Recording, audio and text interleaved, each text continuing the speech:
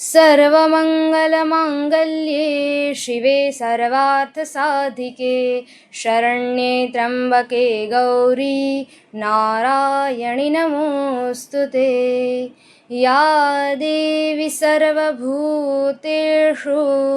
मातृरूपेण संस्थिता नमस्तस्यै नमस्तस्यै नमस्तस्यै नमो नमः नमस्तस्यै नमो नमः। भवतां समेषां हृदि स्थितां शक्तिरूपिणीं दुर्गादेवीं नत्वा नवरात्रौ गरबा उत आराधना इति विषये वक्तुकामा अस्मि। नवानां रात्रीणां समाहारः नवरात्रम् इति सामासिकव्युत्पत्त्या ज्ञायते यद् इदं पर्व नवभिः रात्रिभिः सम्पन्नं भवति। आश्विनशुक्लप्रतिपदादि नवदिनकर्तव्य दुर्गाव्रतविशेषोऽयम् उत्सवः भारते ततोपि गुजराते अतीव प्रसिद्धः इति सर्वैः विदितमेव। इदं पर्व प्राचीनकालादेव समायाति इति श्रीमद्देवीभागवते अथ च मार्कण्डेयपुराणे उल्लेखत्वात् ज्ञायते।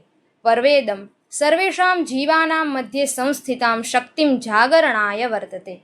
मार्कण्डेयपुराणानुसारं दुर्गादेवी नवरात्रिपर्यन्तं महिषासुरेण सह भीषणं युद्धं कृतवती अथ च दशम्यां विजयं प्राप्तवती। तर्हि अस्माभिः अपि कामक्रोधादि राक्षसरूपिणं महिषासुरं हत्वा शक्तेः सञ्चारः अस्माकं जीवने करणीयः भवति। परन्तु शक्तेः सञ्चारः केवलं गरबाक्रीडनमात्रेण देव्याः आराधनया भविष्यति वा? तर्हि एतस्यां जिज्ञासायाम् उच्यते यत् प्रायः गरबा इति शब्दः गर्भ इति शब्दस्य विकारः अस्ति। गुजराती शब्दकोशः अस्ति भगवद्गौमण्डलम् इति, यत्र गरबा अर्थात् गर्भदीपः इति उक्तम् अस्ति।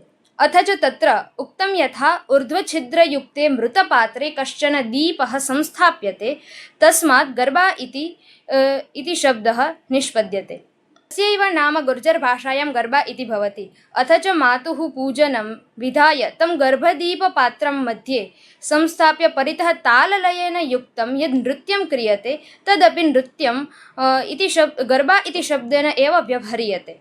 अथ च मातुः आराधनायुक्तानि यानि गीतानि सन्ति तान्यपि गरबा एव पदवाच्यानि भवन्ति। तस्मात् गरबा क्रीडनं गायनं संस्थापनं च मातुः आराधना एव अस्ति।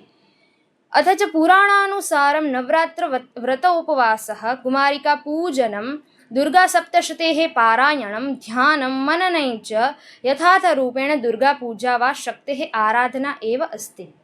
अतः शास्त्रोक्तवचनानि आदाय नवरात्र्योत्सवे आदिमानि 3 दिनानि महाकाल्याः आराधना करणीया, तथा च मध्यमानि 3 दिनानि महालक्ष्म्याः आराधना करणीया, एवं च अन्तिमानि 3 दिनानि महासरस्वत्याः आराधना करणीया। महाकाली अस्मभ्यं कर्मशक्तिं प्रददाति, महालक्ष्मीः अस्मभ्यं ऐश्वर्यशक्तिं प्रददाति, तथा च महासरस्वती अस्मभ्यं ज्ञानशक्तिं प्रददाति। एतासां तिसॄणां शक्तीनां प्राणिमात्रस्य जीवने परमावश्यकता विद्यते।